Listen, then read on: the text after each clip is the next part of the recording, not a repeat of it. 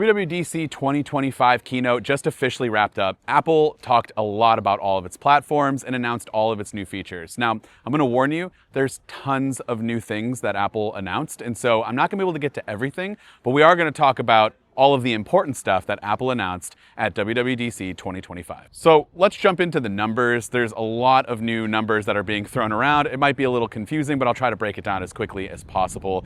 All of the platforms are now going to be in sync with each other, starting with iOS becoming iOS 26, and then we have macOS 26, watchOS 26, so on and so forth. We're just kind of getting everything as consistent as possible. The biggest news, however, is Apple's new design language, and it's called Apple's Liquid Glass design. Liquid Glass is what Apple is calling the new look that's coming to all of its updates, and it looks incredibly different.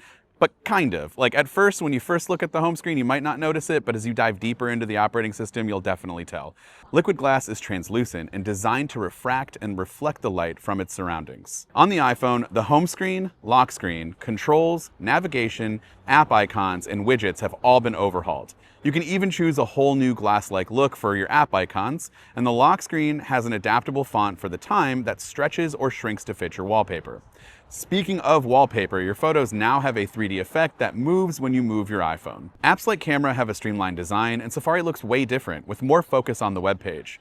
Apps like Music and News have a new floating tab bar that shrinks down until you need it. There's also a few more Apple Intelligence features launching, as well as a bunch of just dedicated app-specific features, so let's try to run through everything as quickly as possible. In Messages, FaceTime, and Phone, it all supports live translation, which gives you translations based on whatever language the other person might be speaking. Whether it's on a phone call, you'll get the language that you speak spoken back to you, or you'll see it show up in Messages automatically. Everything's done instantly, and it's really helpful if you have relatives like I do in other countries that speak a different language that I am not completely fluent in. As I'm doing my Italian hands right here, you can see that that's going to be really helpful when I talk to my grandma. I wish I had this like 15 years ago. It would have really helped me out. Messages also supports polls, typing indicators for group chats, and custom backgrounds that you can generate if you want to change up the look per conversation. So it's not across every conversation, it's whatever you might want with the other person. Apple will now screen your phone calls to weed out spam and scammers, and it can stay on hold for you so you don't have to listen to frustrating hold music. Visual intelligence extends to your phone screen, which is kind of crazy.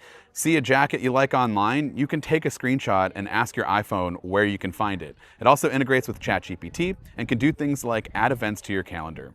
Genmoji lets you mix up your favorite emoji to make something new, and Image Playground supports ChatGPT for the first time, so you can generate realistic-looking images for the first time. CarPlay is also getting the liquid design that we have, and it's coming to CarPlay and CarPlay Ultra, so if you have an Aston Martin, again, that's awesome, and you're going to get all of this new design language with just regular CarPlay and CarPlay Ultra. And you'll also get widgets in CarPlay, which is really, really cool. It's not just for the Ultra, which we did know was a thing, but now just in standard CarPlay, you can have widgets and live activities all in your car. There's also a whole new Games app that's got all of your iPhone games from the App Store and Apple Arcade, plus recommendations and options to play with your friends. Moving on to iPadOS 26. iPadOS is, Apple didn't say it, but it's basically macOS. We finally got all of the things that we have been clamoring for, so let's try to jump through all of the new changes. The windowing system lets you resize apps and places them wherever you want the iPad's display. It's all new, it's a whole new way to multitask, and you can open up a bunch of windows at one time, just like you can on the Mac. And you can even place them slightly off screen if you want to, just like you could on a Mac. There are Mac-like menu bars for apps and window controls for closing, minimizing, and resizing windows. And if you resize a window and close an app, it'll open back up at the same size and position. Expose shows you all of your open windows just like you would on a Mac. That's going to be a theme. You're going to hear me say that a lot. And you can use quick tap tiling options to see everything all at once.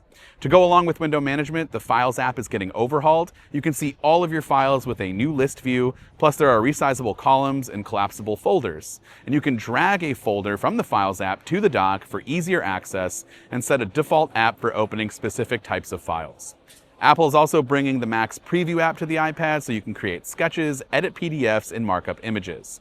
Also, system-intensive tasks can be completed in the background. Apple used a example that's near and dear to my heart. If I wanted to export a video in Final Cut Pro, but I don't want it to not continue to export while I'm working on something else, I can jump around and it'll go in the background and do its thing and then notify me when it's all ready to go, which is awesome. And again, a lot more like macOS. Speaking of macOS, macOS is macOS 26, but it also always gets a special name named after a landmark in California. And this year we have macOS Tahoe, named after the very popular Lake Tahoe. It still has the same liquid glass look as iOS 26 and extends to the menu bar, toolbars, apps, and the dock. The menu bar is now invisible except for your app icon, so your display looks even bigger.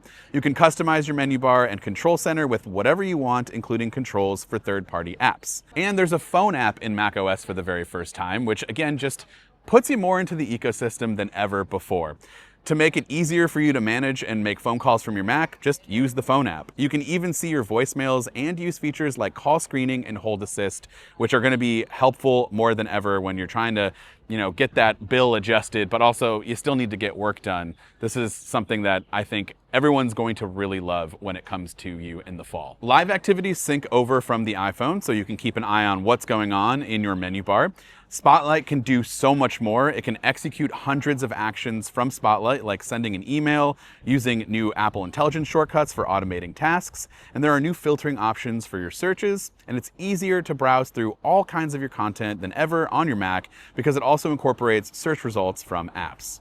And also, the Mac is getting that Games app that we talked about, making it easier than ever to find all of your games, but this time for your Mac. And you can pick up where you left off and do all of the things that we talked about for the Games app on your iPad or your iPhone. All right, so I'm gonna try to cut this down even further. Again, I'll have more videos later in the week, but let's talk about all of the other platforms kind of just lumped into one here. The Apple TV now has liquid glass as well, but you need one of the newer Apple TV models to get it.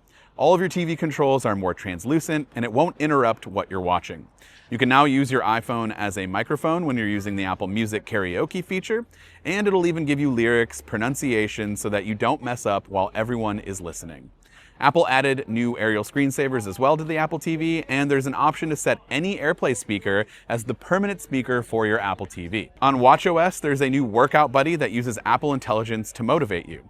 It generates personalized insights during workout sessions and keeps you going when you're starting to struggle.